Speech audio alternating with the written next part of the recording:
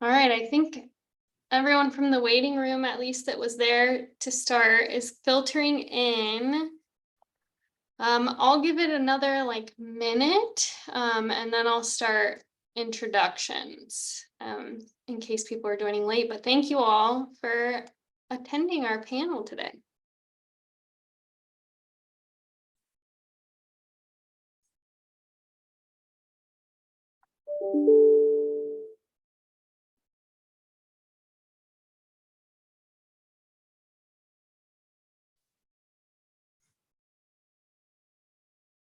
If people want to drop in the chat what institution you're from, that would be great to kind of get to know you.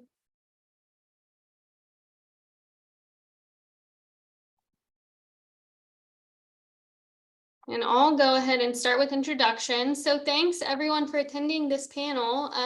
This is sponsored by, or hosted by, not really sponsored, hosted by the Qualitative Methods Research, Interest, and Implementation Group at Midwest Nursing Research Society. Dr. Indakuya Fitzgerald and I are the current co-chairs. And I see a past chair, Dr. Clark, and Dr. Burkhart is a past chair. And Dr. Amezwe is a chair-elect, so we have a lot of representation from our RIIG today, which is great. But this really came out of the brain of Dr. Lisa Burkhart, who saw a need for qualitative mentorship and an interest in qualitative mentorship, at least in MNRS. And so we really kind of thought about how can we provide that without overburdening our senior scholars. And so we created this panel series so that we could kind of share the burden and also get a lot of great people to provide their insight for people who are interested. So I'll go ahead and introduce our panelists, and then we'll go into kind of a structured Q&A that I'll lead, and then we'll open it up to you all to ask questions about funding qualitative and mixed methods research. So first off, we have Dr. Lisa Burkhart, who's a health services researcher with expertise in qualitative and mixed methods to describe and promote whole person preventive interprofessional care in acute and primary care settings. She's an associate professor in the Marcella Niehoff School of Nursing at Loyola University in Chicago and holds a joint appointment at the Edward Hines Jr. VA Hospital. And Dr. Lauren Clark is another member of our panel today, and she is an Associate Dean of Academic Programs, the Shapiro Family Endowed Chair in Developmental Disability Studies, and professor in the UCLA School of Nursing. Her research focuses on improving quality of life for diverse and marginalized people, specifically those with developmental disabilities and their families. She's an experienced qualitative researcher who, among other accomplishments, co-authored a chapter on theoretical sampling with Janice Morsi in the SAGE Handbook of Grounded Theory. She's also an experienced NIH reviewer and associate editor of was an associate editor of qualitative health research up until last December, and she's on the board for global qualitative nursing research. Dr. Eileen Foltz is our last panelist today. She's an assistant professor in the Center for Healthy Aging, Self-Management, and Complex Care at The Ohio State University College of Nursing, and she's a practicing endocrinology nurse practitioner at The Ohio State University Wexner Medical Center. Her research focuses on technology-assisted diabetes self-management among adolescents and young adults. She's utilizing mixed methodology to develop and refine a self-management and educational intervention for this population. And so I'm going to start off by asking our panelists what funding mechanisms or funders they've used in the past to fund their qualitative or mixed methods research. And I'll pass it over to Dr. Burkhart. Sure. Early on, it always started with internal funding early in my career. So that was very helpful at Loyola. My initial work was in spiritual care, so that fit with Loyola. And then I went to foundations, and they, and then the VA. Most of my research right now is through the Center of Innovation at Hines VA. So that's my focus is health services research. So that's really where most of my research is right now. And Dr. Clark, if you want to share your funding history. Sure, happy to. Um, you know, looking back, I was pretty fortunate. In 1986, I got my first NIH award. It was my F-31 for my pre-doctoral work. And so I had NIH funding to do a qualitative dissertation, essentially, on the health promotion behaviors of low-income women with children under 5 in the borderlands of southern Arizona. And so that was the beginning of my interest in kind of positive deviance, marginalized populations, and health advantages of and assets of people. So it started out with NIH funding. I've had funding from CMS over the course of my career, smaller funders, intramural work, and I've probably become less dependent on NIH funding than I wish I was, but I have kind of scrapped around and pieced it together. So. And Dr. Faulds?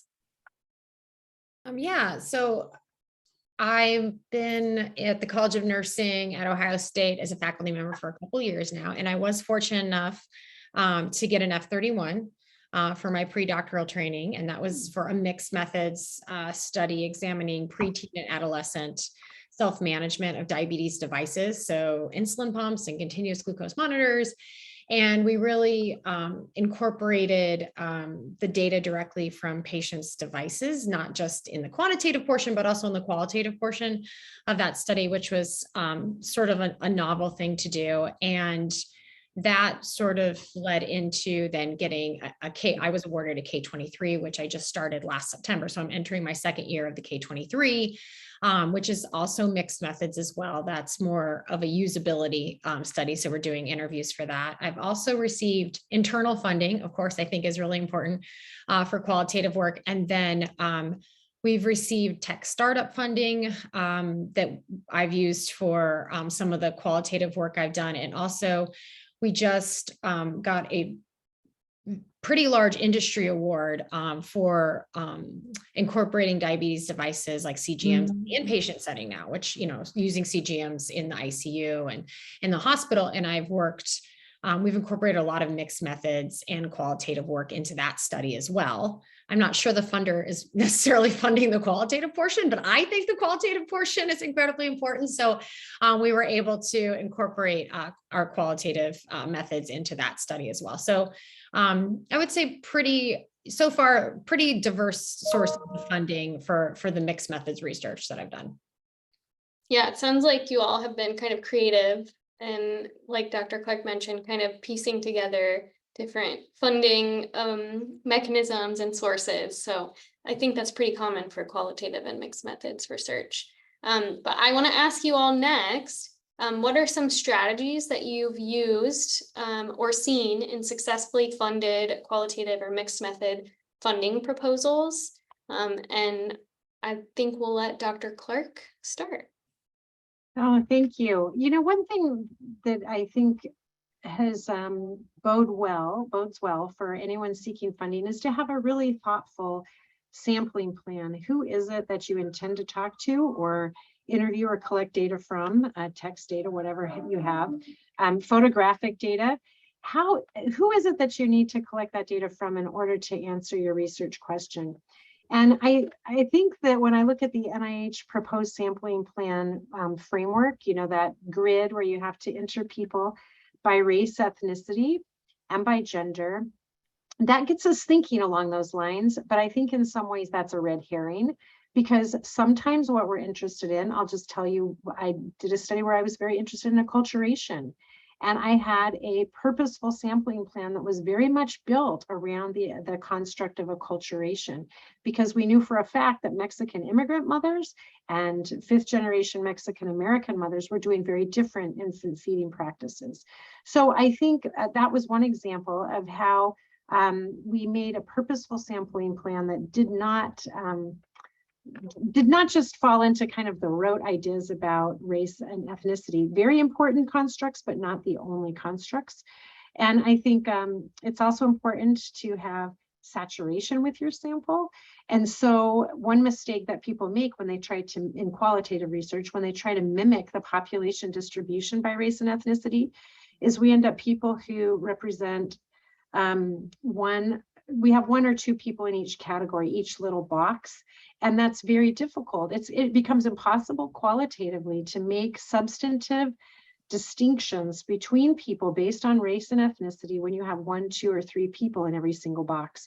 So I think that's why going all the way back to thinking of some of our early qualitative anthropologists and leaders, comparative studies between 1, 2, or 3 groups is really useful, because with a relatively small qualitative sample, you can actually say something more definitive about group practices when you have enough people in that group to talk about. Thank you. And Eileen or Lisa, do you have anything to add from your experiences? I mean, do you want to go first? Sure, yeah. Yeah, that was actually really good, Dr. Clark.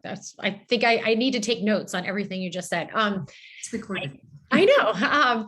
I think another thing that it certainly helped me with the K-23, I would say, is building upon some of my previous research. So, since I do mixed methods research, really that qualitative portion of the F31 I did greatly informed some of the quantitative results that we were getting, which were novel and we didn't fully understand. And having that qualitative piece and having the preteens and adolescents say, these are things that, this is how I self-manage, and this is why, and this is when I respond, and this is when I don't respond to a glucose here or there.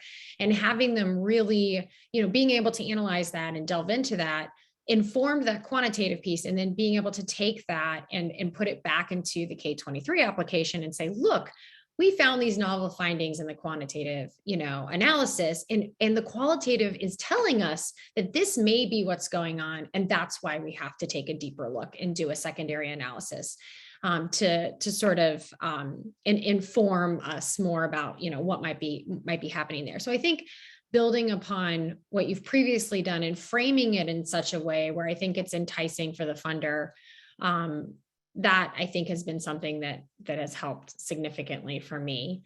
I do think sampling, I think what Dr. Clark mentioned about sampling is incredibly interesting for my population, which is type 1 diabetes.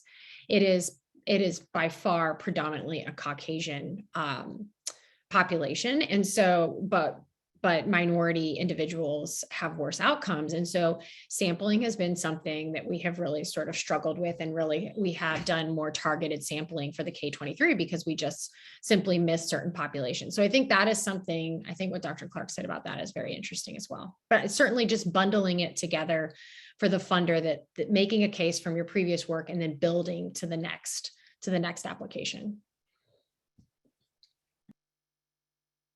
Great comments. Yeah, great comments. Okay, so I have comments on both of your comments, so I'm going to jump in. So Eileen, I want to jump on yours first. I served on an AHRQ study section for 4 years, 4K awards.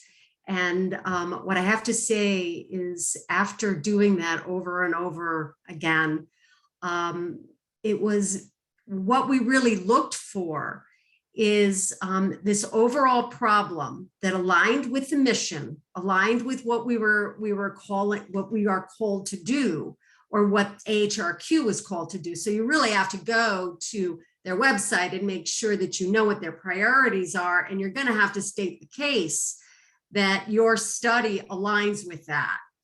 And, in writing the proposal, that key, the justification, and then that key statement, I bold that, so it's boom. And especially when people are reviewing those grants, they want that information easy to find, because as I review, we're reviewing like 150-page grants, and we have like 6 of them to do. So it's really nice to have that information right there. I would say that the aims tend to be mixed methods, unless it's like a pure economic grant or something like that.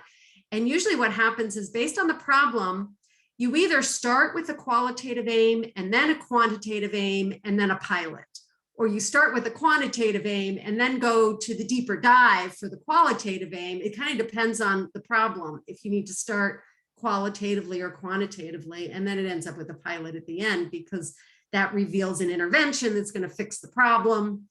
Honestly, it's the same kind of pattern over and over again.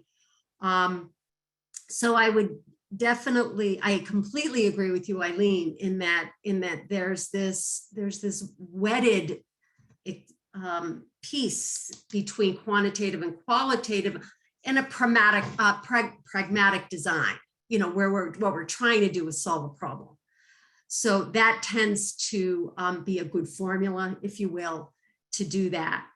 For the sampling, I mean, that really, I agree. I mean, it depends on what the question is, and it is really important to identify who is the population. My initial work has been in grounded theory in nurses, so spiritual care and nursing practice that's now been used in textbooks and whatnot. So that was done with focus groups where you really need to identify what is the homogeneity and the heterogeneity between the focus groups. So identifying who is that population and making sure you have adequate an adequate sample around your defined population so you can saturate around those characteristics, you know, who the population is. I completely agree with that. I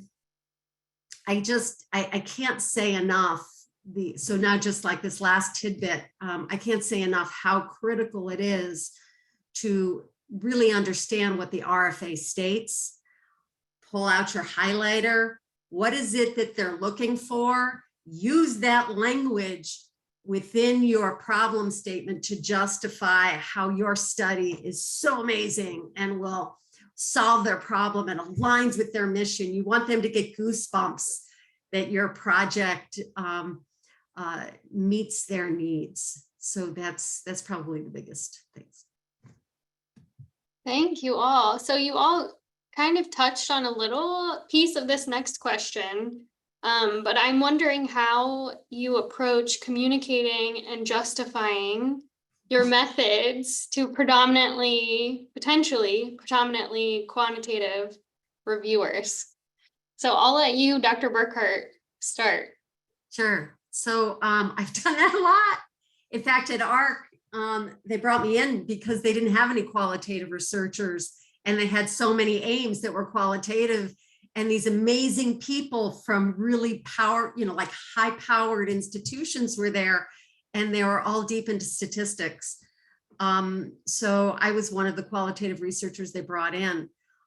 So they wanted to learn, first off. So on the study section, it's important that they have qualitative researchers there. And usually what they'll do is they'll bring them in if they see a qualitative aim.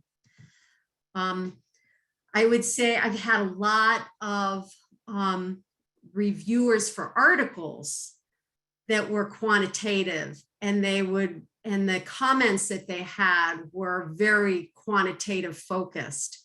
I mean, Lauren, you wouldn't have that because you're a qualitative journal. But I've published in a lot of other journals that you know focused on spinal cord injury. A lot of my work is in spinal cord injury right now. And it's really important to be kind and you really you don't want to say in any sense of the word, you idiot, you know, that would be a bad thing to allude to. You want to thank them and say, you know, and very much focus on the method and be very specific on the method. So if it's sampling, you know, where's the random sampling on this? Well, we use purposive sampling because it's consistent with the method, and this is the rationale why we did it. You know, and then where's the reliability and validity? And that's another classic question. And it's like, well, in qualitative research, we focus on rigor, and this is how we addressed rigor. So it was more justification and and being very kind and thank them profusely for their comments. So I have kind of a follow-up question to that maybe Dr. Clark and Folds can also address, but how do you balance explaining your methods and making sure you save room in your grant proposal for other important content? So how do you, when you know you're going to need to explain and justify the qualitative methods, I guess, how do you balance that? You know, that I'm glad you asked that question. And I'll tell you one thing, when I've been on review panels and I've seen some qualitative work come through, there's one thing, so I'm the qualitative reviewer, right? And when it looks like the qualitative work is there, like as a sprinkle on a cupcake, it's decorative, it's not really very thoughtful. It's just to kind of check that box, mixed methods. I mean, I'm ready to be very receptive to a qualitative study, but when I see that it's gratuitous and superfluous, I lose all enthusiasm. And it's not because I'm critiquing quantitatively, as Dr. Burkhardt just said, it's because I'm critiquing qualitatively and I don't see the qualitative rigor. So I think it's important for us when we submit grants to remember we're not just speaking to the quantitative reviewers, we're also speaking to the qualitative reviewers. So we have a double duty and we have to be convincing and really set it up. One thing that I know our doctoral students at UCLA are told from the beginning is to look for gaps in the literature, and that sometimes qualitative methods help us flesh out gaps. And you know, I drank that Kool-Aid for a long time. And now I'm telling my students, yeah, if you want to be plugging potholes the rest of your life, go out looking for gaps in the road. But if you want to do something truly exciting, why don't you in your grant application talk about paving a new path, a new way of understanding, a new approach to the problem?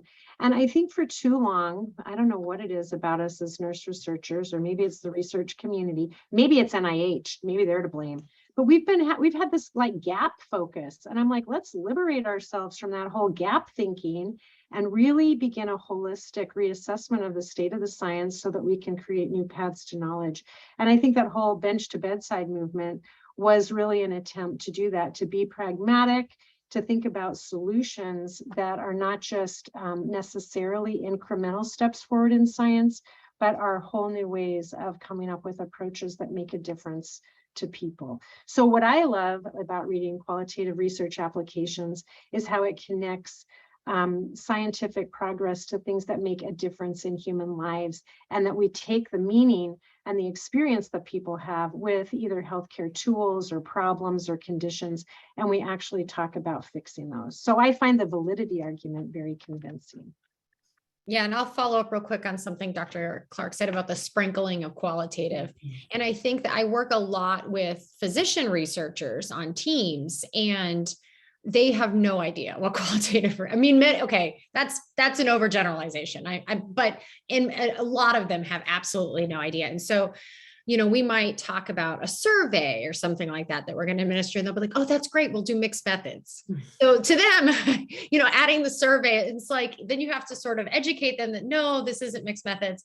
So I often feel like it's not only, sometimes I'm checking that box of multidisciplinary, like add Eileen in there. And then I'm also checking the box for, you know, qualitative, like let's throw that in there. Let's add a survey, that kind of thing. So I think that that's always a bit humorous. And then I think, Emma, you said something about explaining, right? And I find that this is more difficult for me in publications than it is in manuscripts, than it is in for grant submissions. I am kind of, and this could be a bad thing, I am kind of banking on the fact that if I'm putting in an NIH grant, that there's somebody qualitative, there's a reviewer that's qualitative that is going to be reviewing that and hopefully advocating on my part, you know, or being the expert in that arena. But I feel like with manuscripts, I often submit to diabetes journals, and they may only get a handful of qualitative manuscripts a year even.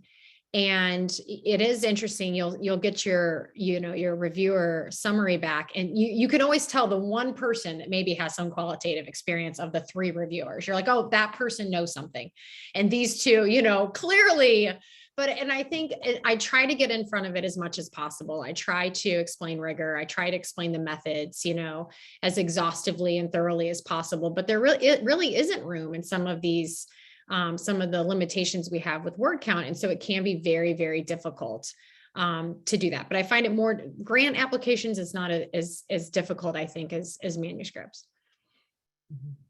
Thank you all. And I think since we've been touching on it, I'll ask one more question, and we do have some questions in the chat already, so then I'll open it up to the audience. But I wonder if you all could talk about the differences between writing proposals, funding proposals, and writing publications, and maybe how you think or plan out your publications and dissemination from the beginning when you're writing the proposals, how you kind of envision that journey.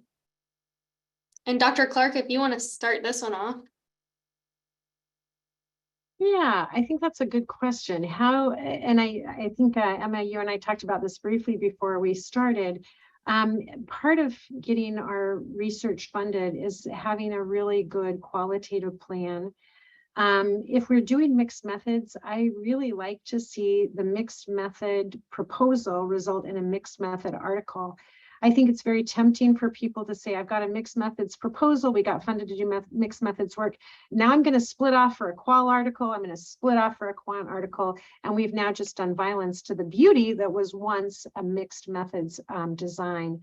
So if you propose mixed methods, my advice would be stick with that and actually mix the methods and use the qualitative to understand the quantitative and the quantitative to amplify the qualitative, and make it an effort to make that real. So I would say to make that first article a mixed method one. I also think it's important, and this doesn't come up so much in the grant proposal as it comes up in the manuscript, to take special care to think about the ethics of the work that we do. And I can think of a study I did fairly recently with parents of children with Down syndrome and spina bifida. And I will say, of those 40 interviews I conducted, every single one of those parents cried during the interview. When we talk to people and do qualitative research, we are entering, much as we are in clinical spaces, a place of real privilege, a place of access that is in some ways far more private and more even sacred, I'll say, than if we are just collecting survey data. So I think to really be thoughtful about how we're going to safeguard and protect that data and then use it fully to understand the human condition is a really grave responsibility. I have seen at times in my editorial role, people submit too much information for publication. They will list somebody by age, by gender, by occupation. I mean, they'll like have a demographic table that lines out where if you lived in that little town, you would know who that person is. And I think we have to really take a step back, and it's not a sign of rigor to make a table one with all that identifying information. It's really a sign of lack of respect for your participants and yourself by disclosing more than you need to. So it doesn't do anything to put in parentheses after a quote, somebody's initials, their age, and the town they lived in. That doesn't do anything. The data, I think, are compelling on their own. And the more we can assure a successful de-identification process as needed, the more we really are adhering to the ethical principles of our research.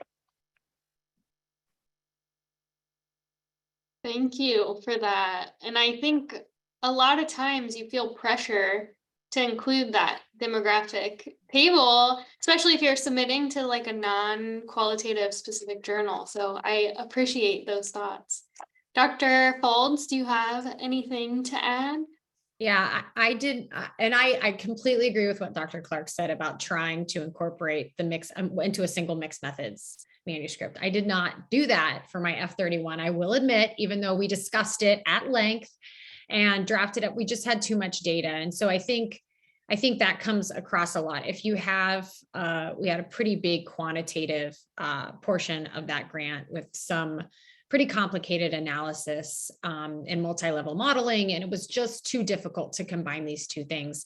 So what we did is, because the qualitative then informed we did this in a certain order. We did the quantitative and analyzed, then we did the qualitative, and the qualitative really informed a lot of the analysis approaches that we took for the quantitative data. We published the quantitative first, and then we're able to refer back to it for the qualitative analysis. We also published a methods manuscript as well, sort of talking about how we did all this and how we use the quantitative data then to inform our qualitative.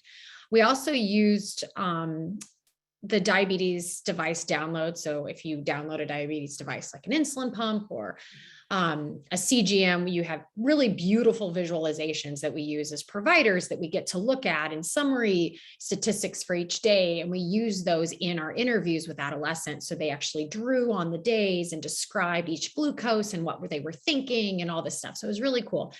So we separated those out into 2 separate manuscripts, is kind of how we did that. I will admit too, this is probably all wrong, but you can go for all wrong.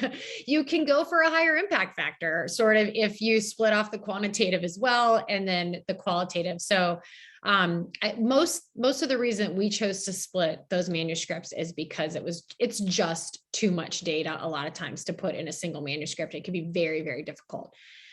For the usability studies that I've done and usability research, those manuscripts we've always parsed together into a single manuscript that included both the quantitative and qualitative portions of that usability testing and the debriefing interviews. So those we always package together. But I think I agree. I think it's very nice if you can package it together in a single manuscript, but it can be very difficult if you have a really large volume of data. Yeah. Dr. Burkhart, do you want to touch on that, and also maybe the journey, like the long journey of a research career and how funding and publication kind of fit into that? Sure. Let me comment off of Dr. Falls and Clark's comments first. I think that I agree with I agree with what you've said, but I also think it's contingent on what the grant is and the depth and breadth and the length of the grant. So, for example, I'm PI on a grant to develop a decision support tool to prevent community-acquired pressure injuries in SCI for use in the outpatient clinic. But that's like the goal. But because qualitative research is so rich and it's such a problem, because pressure injuries are, it's like we know plenty about pressure injuries. That's been going on for a long time, but it's very focused on acute care and long-term care. And SCI, it happens out in the community. So we started with qualitative research from the veteran's perspective and from the provider's perspective around a common framework of risk, actions, and resources. Those were 2 different models. So those were in and of itself their own article, but then we triangulated it, and that's coming out. So we affectionately call it the trilogy, where you've got one and the other, and then bringing it together to look at convergence and divergence. And that informed the development of the tool. So the beauty, the goosebumps I have is that qualitative research did this, and it's working. We've dropped, we're using it in the clinic, and it's dropping the CAPRI incidence rate, and it's working, but it came from qualitative research. So that was just too big to put into one article. We're getting a lot of articles out of it, but it's, so for an article, what is the story that you're trying to tell within the article? What's the point of it? So it's really important. And sometimes, with my students, I ask them to journal, what's the story you're trying to tell in this article? What's the issue? And that really pulls that article together. For the proposal, it's what, again, I'm a pragmatist, so I'm not a phenomenologist. I'm a grounded theory and descriptive qualitative in a pragmatic way. So it's always about what problem are you trying to solve? So that's the story. So it really depends on what story you want to tell. From a career standpoint, follow your heart. I mean, I started with spiritual care and nursing practice, and I started in informatics. I wanted to measure, I used to work at the AMA way back when I was, don't throw tomatoes.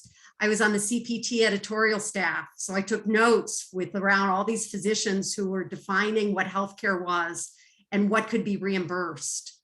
And I sat there going, why doesn't nursing have this? Why doesn't nursing have this? So I was a Nanda Nikanak person. So I started with that kind of stuff, worked in parish nursing because they wanted to use this documentation system. And I was like, what's parish nursing? We hold the spiritual dimension as central to practice. And well, what's that? Boy, that just like exploded on another journey. So it was a calling from within. And my mentors, I mean, you find people, Nancy Hogan, I cannot say enough about Nancy Hogan, who took me under her wing. She's very much involved in qualitative health research. Lauren, I don't know if you know Nancy. She taught me how to do grounded theory. And so I did several studies and got small funding for those grounded theories. And then the VA. And then really I followed my heart, went to what needed to what needed to happen, and then integrated what came out of qualitative into EPIC. Frankly, we infused a spiritual virus into EPIC. That came from qualitative research.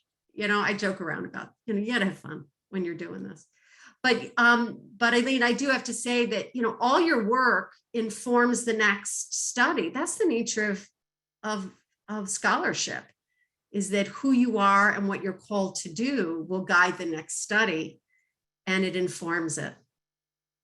So I don't know if that answers That was your question. wonderful. And it leads me into our first question from the audience. And it's actually from our other co-chair-elect, Becky Johnson-Beller, who's at Nebraska Medical Center. She has questions about the F-31. So Dr. Faulds, you might be able to touch on this, but she's asking if you need preliminary data to apply for an F-31. So maybe you can talk about that mechanism and how you applied for it. The answer is no. No, you do not. So you have to be in a PhD program. So I applied through NINR. So I think you can be in a DNP program now. I'm pretty sure, actually. I know. That's another, no, Pam, no, I'm just kidding. So yeah, I think PhD, maybe DNP, I'm not entirely sure, program. And you do not need to have preliminary data. I had done a few retrospective studies and analyses that were very, very small, leading into the F-31, but you basically have to build a supporting case for why you need certain training as a doctoral student, right, through your PhD studies. And then really, which is very much what Dr. Burkhart was explaining, really, this is the problem that I'm trying to solve. This is why it is so important. Build a case for that. Make sure it aligns with the aims of the institute that you're applying to, and then say, this is the training I need to build a successful career examining this very important issue. And so it's 50%, the study that you're trying to conduct, but it's also then 50% the training that you need in order to become a successful, researcher, or get a successful postdoc after you graduate, or go on to have a successful career as an independent researcher.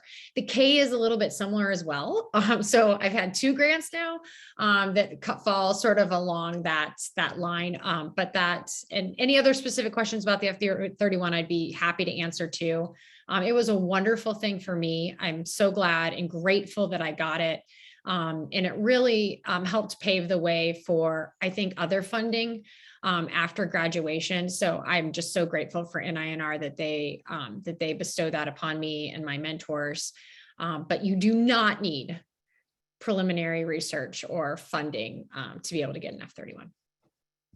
And maybe, I don't know if Dr. Clark, you were on a mentorship panel for NINR or NIH. I will say I was discouraged at the beginning of my PhD program from submitting an F31, or I was required, but I was told, it probably won't get funded. You're doing a purely qualitative grounded theory study. I wasn't funded, but I got a pretty decent score. It was like just outside funding range. So I would say don't be discouraged either if you're doing purely qualitative. I think especially with NINR's new strategic plan, qualitative research is really important. Mhm. Yeah, I think that's a great piece of advice. The experience of writing a grant, even if unfunded, is a good experience. I can tell you I've written a lot of unfunded grants, and they've been really good experiences. So the other thing is sometimes to get funded, we bite off more than we can chew. And if you've ever seen that little response from the reviewers, this is a very ambitious plan.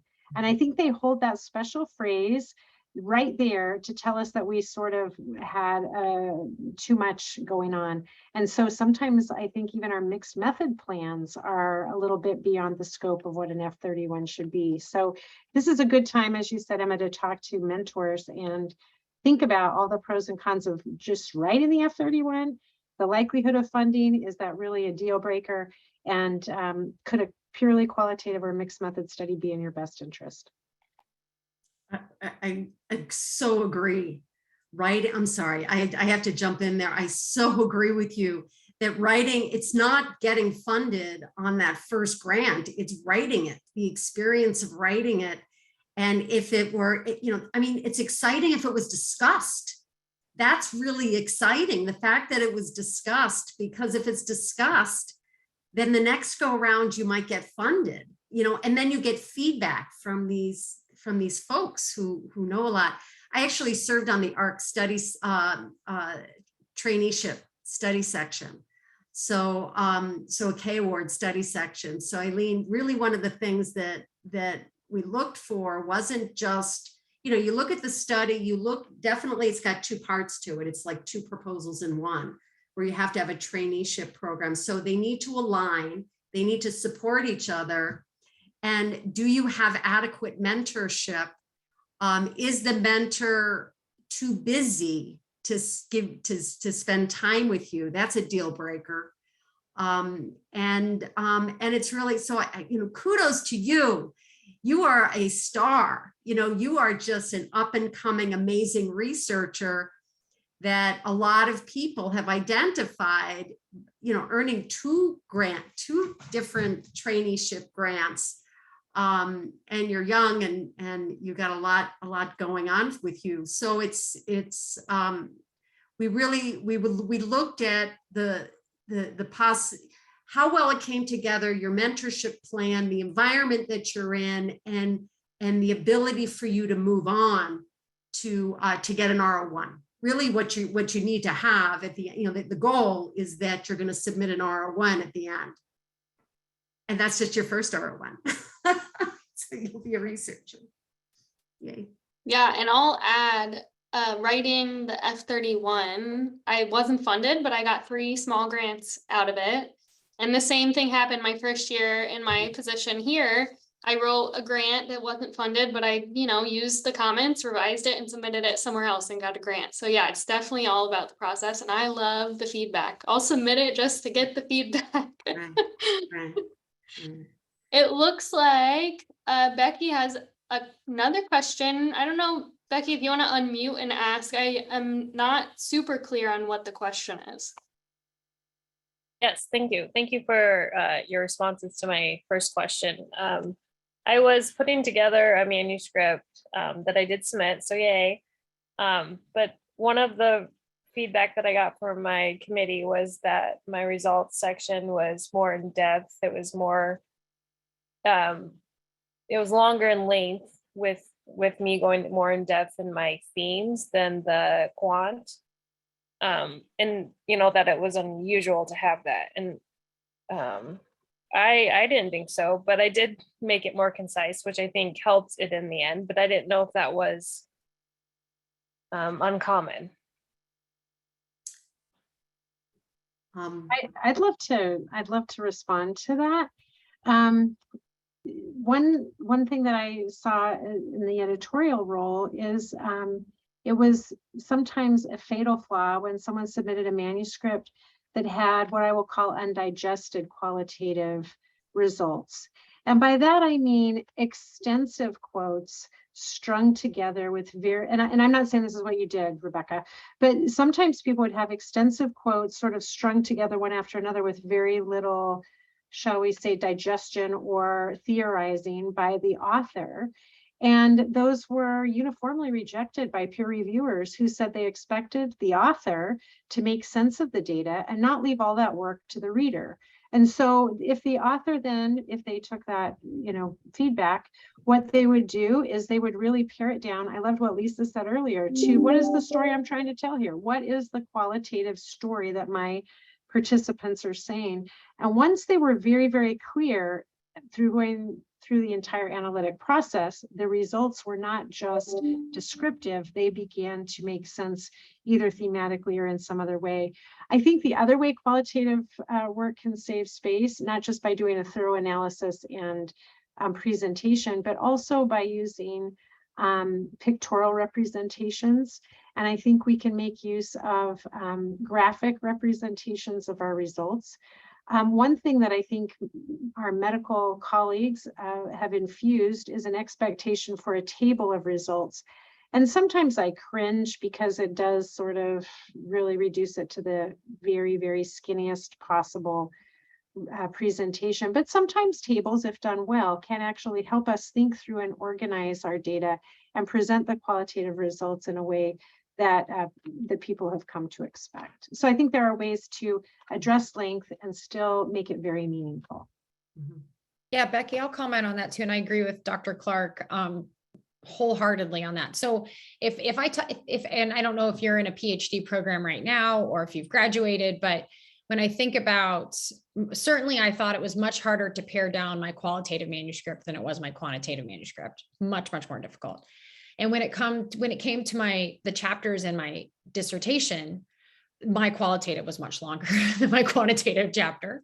And then I will also say the quotes, I got so emotionally attached to quotes. Okay. Like ridiculously emotionally attached. Like, so my mentor, Mary Beth Happ, would be like, Eileen, you got to cut this down. I'm like, but I can't cut this down. Do you see what she's saying? It's the most beautiful thing you've ever heard in your life. So I would get really, really, really emotional about cutting down these quotes. And it was like, every time I would have to like cut a section out and make a ... Or I just got, if I only could use one example instead of two. I went back and forth with my mentor so many times, but cutting down the quotes and then putting that into the analysis and really summarizing for the reader. I not only had to cut down the quotes to meet my word limits on my manuscripts that I submitted, but I also then I had the reviewers come back and say, could we have less quotes? Could we have less? And so it really was needed, but it was a very emotional thing to cut this down for me. It was really, really hard. So, but it is, I think, a targeted way where you can sort of be more concise and do more of the work for the reader instead of having these quotes in there. Okay, my turn. All right, so I agree with my colleagues. It depends on what journal you're submitting to and if there's a word limit. I think that, I remember Qualitative Health Research didn't have a word limit. I'm so excited about that. But most of the journals that I submit to now are around spinal cord injury, because I want to get this information out to the practitioners in the field, and it's just targeted to that population. And I have gotten a lot of dings in you need to cut or you need to expand this, and I'm at 3,500. Yeah, I don't want to expand it. So I used, for the methods section, a lot of times I will use graphics on how I went about doing it. And then I would add the rigor, all the different rigor in one of the boxes. So I was able to address those things somewhat in a bulleted fashion, in a table, or not a table, in a graphic. So that doesn't count in the word count. So I was able to do that. and for quotes, a lot of times for these other journals, and Lauren, I hope you don't get upset with me on this, is that I did use tables around the categories. I do use because I'm a grounded theorist and my descriptive work leans toward grounded theory, it usually reveals a model. And that graphic model tells a story. So you can see how categories or themes relate, depending on if it's grounded theory or descriptive.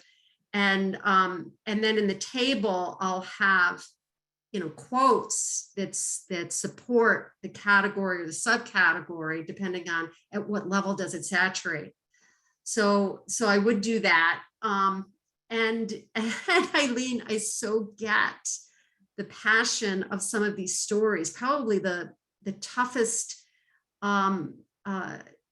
study I did was on with female veterans transitioning into, through, and out of the military, where military sexual trauma was just, I felt like I had PTSD with some of these stories, and they shared them so vividly. And so you didn't want to lose those amazing stories, but then of course, ethically, you couldn't go into too much detail with those stories because they would be identified. What I did is I put the data, again, that's maybe the informaticist in me. I like tables. So I would put the quotes in a table so they were there. I had them. And then when I pulled quotes for the manuscript, I was trying to get, and I know you don't need to do this, but I was trying to get a smattering from all the participants. So if some, so I would have that, but then sometimes I pull up some of these quotes for presentations because they were so amazing. But yeah, it was hard. It's hard to let go of some of these quotes, but if they're in a table, then you've got them. And then you see the wholeness, and then that helps you write the narrative on what the meaning is around that. So that's just what I do. Yeah, Alicia in the comments says it's like cutting your baby in half, Yeah. which is so true. And I'll say I still have access to wonderful mentors. I'm in my first year or second year now, I guess, in an assistant professor position. And I'm writing papers with them still, and I'll have my qualitative mentors read through and just to look at the quotes. Is this quote frivolous? Is it adding to the analysis? Just check that. Okay, great, thanks. And so I find that helpful if you have access to mentors. Mhm. Does anyone else in the audience have questions? You can unmute, type it in the chat. We have time for one or two more. While we're waiting, I just want to say one of the things for the proposals is that it's very helpful to have a mock study section. Because when you write the proposal, you're focusing on what needs to be in the proposal. The people who are evaluating it based on the criteria for evaluation. So sometimes they're a little bit different. So if you have a mock study section, it gives you the feedback before you submit it. Yeah, I did that, Dr. Burkhart, for my K-23. It was very, very helpful. And we brought in external reviewers, and it was very, very helpful. We do that in the VA. While we're waiting for questions, I'll ask another. Back to kind of proposals, what are some, I guess, and manuscripts, what are some common mistakes that you've seen or you have made in writing up qualitative or mixed method studies or results? What are some common mistakes to avoid? I would just say, when someone says they're doing grounded theory, I'll just use that as an example because it's got so many definitive features. It really helps if they do grounded theory and they talk about theoretical sampling and they talk about creating a theory at the end. That's the using process. So there are certain definitive features of ethnography, phenomenology, grounded theory. And I think if we invoke as a scientist a specific methodology, it behooves us to actually do that methodology, because sometimes qualitative just starts to sound like qualitative, and the definitive features of a particular methodology get lost. So I think it does behoove us, if we embrace a particular methodology and say that's what we're using, to actually be true to that methodology and act like we know what we're doing. It gives a lot of credibility to our proposal. I echo that. So echo that. I mean, when people say I did qualitative research, it's like, and that's it. It's like, well, okay, did you just do quantitative research without a design? That's not a design. That's a category of designs. Yeah. And to be true to the method. I'd also say when analyzing data, one of the things that that has been an issue in the past is you can't just have one qualitative researcher, you know, because you have to have at least two, preferably three, to break ties and set up meetings and have regular sessions and a plan and a code book and tracking all of your decisions. And so if you just have one qualitative researcher, that might turn into it might not be publishable. And then there's one more question from Kim Hartley in the chat. Kim, did you want to unmute and just ask the question? Sure. Happy to do that. Turn my camera on too. Hello everybody. Unfortunately, I submitted a mixed methods grant proposal that was not funded, but more importantly, one of the reviewers clearly did not understand qualitative research, and that by their comments, they were expecting quantitative quantitative proposal. So as this person submitting the grant proposal, how can I help stave off those mismatch in reviewers? Is there, you know, any, I kind of saw that as a failure on my part to make that very, very clear. But have you learned any other helpful advice for trying to make sure that your grant gets to the right reviewers?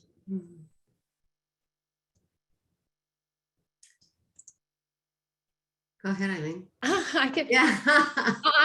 and I have the least experience here, so I probably am not the person, but I can tell you one thing that I did in both my F31 and my K23 is I clearly, even though it was mixed methods research, I clearly spelled out why I was doing the qualitative portion. Like, this is the problem, and this is why we have to have qualitative to look at this problem.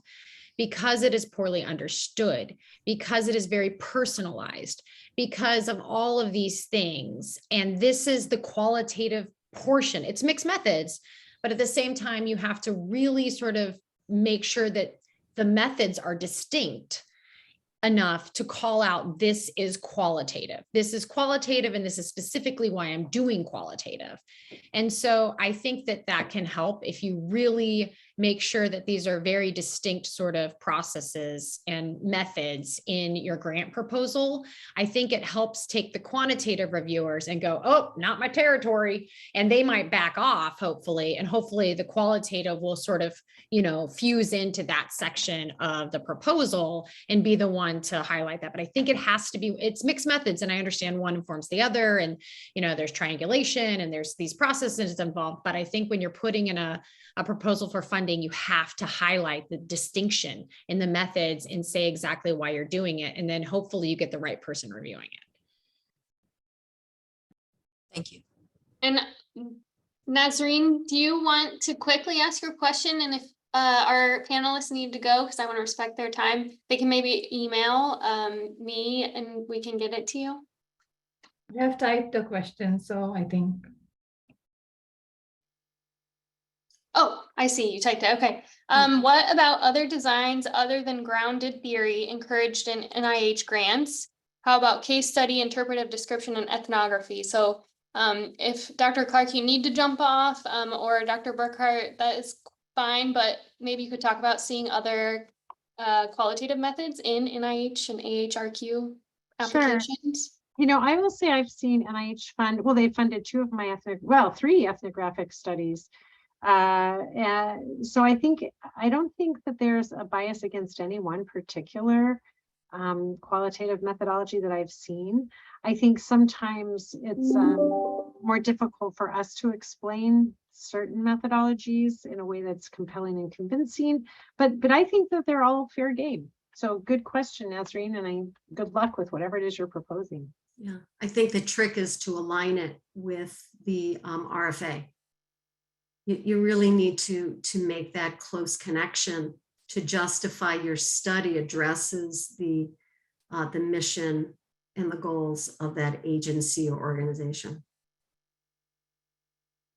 Well, thank you, everyone. We are at time and I want to be respectful. This was wonderful. Thank you to our panelists and our engaged audience. It sounds like we need another session on disseminating qualitative findings, and it needs to be 90 minutes instead of an hour. So we'll work on getting those next mentorship panels out to everyone. And thank you again, everyone. Have a great day and weekend.